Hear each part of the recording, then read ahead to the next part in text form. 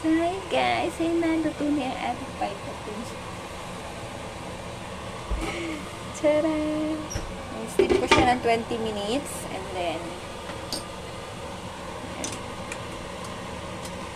ito na yung ating glass noodles. Oh my god.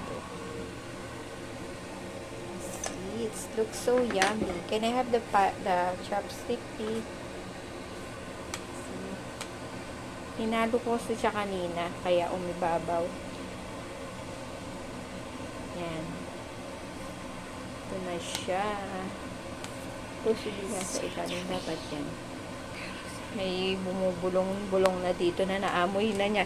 Yung kamay mo, yung kamay mo. Ah, you want to try? Yeah. Hata!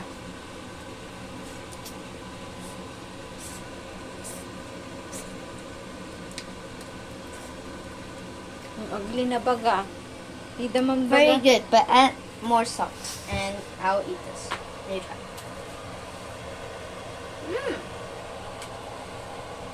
What?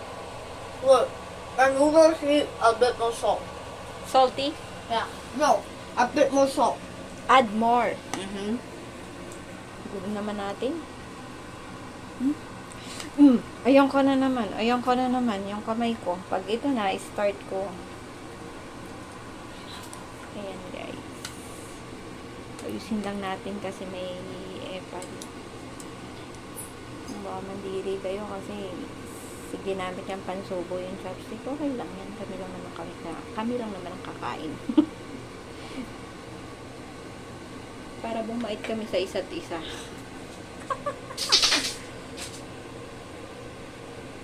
So, ayan guys. Bali, dinagdagan ko pala siya ng garlic.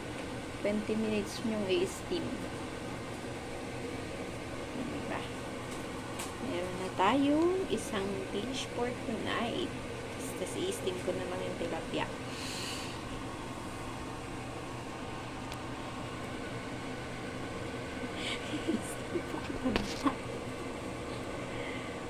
Hindi ko pa nga ito na-picture.